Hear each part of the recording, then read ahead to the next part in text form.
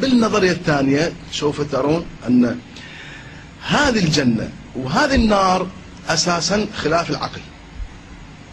على جهنم تحدثنا، زين على الجنة شنو؟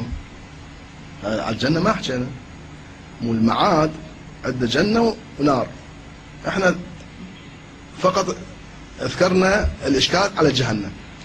على الجنة والله أنتم تصوروا هذه الجنة الموجودة، يعني أنا أسميها حظيرة أغنام، أنا أسميها طاولة مال مطاية، يعني فقط أكل وشرب وزواج وشرب خمر يعني أي معلم من معالم الإنسانية ما موجود. فالإيثار مثلا إبداع، شغل، أمومة، حتى الأم هم مسكينة هناك ما تقدر تولد، لأن الولادة بها وجع، وأنه الجنة ما بها وجع، يعطوها شنو؟ ولدان المخلدون. يا أنا ابني هو هذا الوجع لطيف ما يصير. الأبوة ما موجودة. زين حاتم الطائي عنده أحلى شيء أنه يجي في الجوعان بالمضيف ويكرمه، هو ما يحب هو يأكل، يحب ينطي.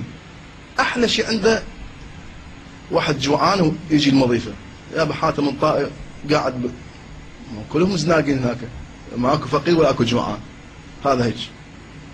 الإمام علي شجاعة وفروسية واهتمام بالضعفاء، هذا هم ماكو، كلهم لا ضعفاء ولا حروب اكو ولا كل شيء ماكو.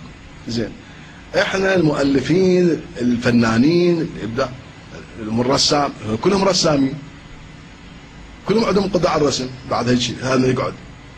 زين احنا المؤلفين كلهم من علماء، جاء لنا نألف هم نقعد، بس ناكل ونشرب شنو؟ يعني هاي فقط غرائز حيوانية. هاي الغرائز الحيوانية دول الهمج العرب الجاهليين كانوا يكيفون عليها. احنا قطعا اذا الله قال لي اطب للجنة انا اول من يرفض دخول الجنة، وبل افضل دخول النار. لماذا؟ لان بها احساس انساني، بها مواساة للمحرومين المعذبين. انا بالجنة شو اسوي؟ زين يوم يومين سنة سنتين خو يمل الى ابد الابدين.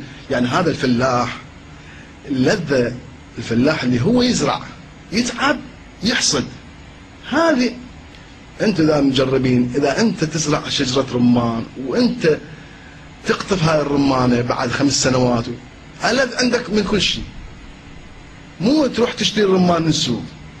هذا الفلاح يريد هو يشتغل، هذه لذة الفلاح ما موجودة في الجنة.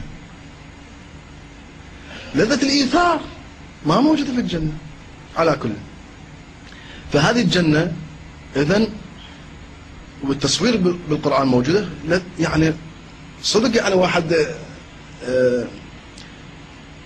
تصورين الإمام علي مثلا لابس معاضد وقلادة وتراج، هذا بالجنة. يعني هذا الله في شيء عظيم. ويلبسون أساور من فضة، فالشيء عظيم. يعني الإمام علي يلبس أساور معاضد يلبس، هذا شنو فائدته هذا؟ ويلبس حرير، هسه الحرير ما شاء الله حتى الفقر هم يلبس حرير. يعني تصوير للجنة تصوير مشوه، يعني فقط يناسب ذاك الزمان اللي كانوا جوعانين لا شايف